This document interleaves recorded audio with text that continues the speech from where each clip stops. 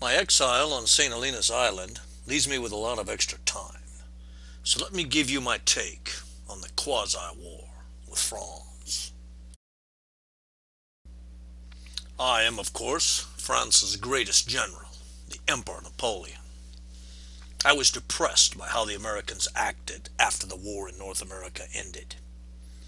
I mean, the United States gained independence with the majestic help of France.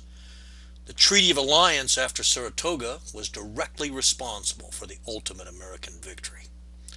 But then in 1789, when the French Revolution began, the Americans failed to help their old allies, the French. The Americans sold us out. In fact, the Americans were trading with the British, and this trade helped the English in their attacks on France. France could not allow this intrusion and appropriated some of the American shipping.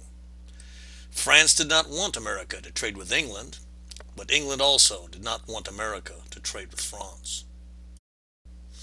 In an effort to resolve differences with France that had accumulated between the two nations since the Treaty of Alliance of 1778, President John Adams dispatched a commission of 3 men to meet with French Foreign Minister of Foreign Affairs Talleyrand in 1797. After many delays, the American commissioners were approached by 3 intermediaries of Talleyrand. They demanded apologies for allusions critical of France made by President Adams, and they wanted payment of a bribe of several $1,000,000 before official negotiations could proceed. Convinced that further negotiations were hopeless, the 3 commissioners returned to the United States. President Adams released their dispatches to Congress, substituting X, Y, and Z for the names of the Talleyrand agents. I will never send another minister to France without assurances that he will be received, respected, and honored as the representative of a great, free, powerful, and independent nation, Adams declared.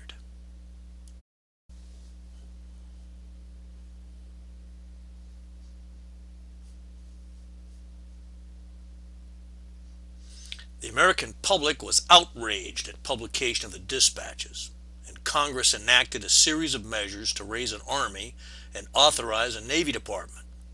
It also unilaterally abrogated treaties with France, authorizing privateers and public vessels to attack French ships found to be competing with American commerce.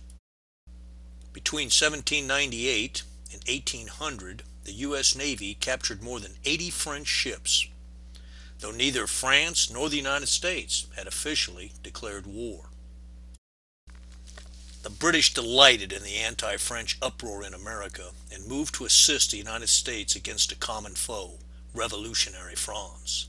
President Adams wanted to avoid a major war, confident that had France wanted war, it would have responded to American attacks on French ships. Talleyrand feared that limited hostilities with the United States might escalate into a full-scale war, and let it be known that he would accept a new American diplomatic representative. Adams nominated a new representative to France despite public and Federalist disappointment that there would be no war, but conceded to Federalist demands and expanded the single nomination into a commission of 3. Although the Franco-American negotiations were initially deadlocked, France finally agreed to cancel the Treaty of Alliance of 1778 if the United States dropped financial claims resulting from recent seizures of American merchant shipping. The resulting Convention of 1800 terminated the only formal Treaty of Alliance of the United States. It would be nearly a century and a half before the United States entered into another formal alliance. Even in 1812, when I was busy invading Russia, and America finally declared war on England, the alliance between France and America was never formally renewed, though for a time both America and France were actually at war with England.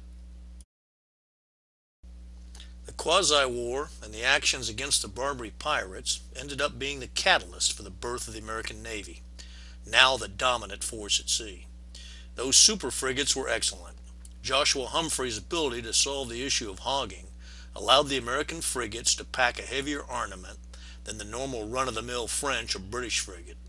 They were also fast, so they could outsail most ships and of course run away from a ship of the line.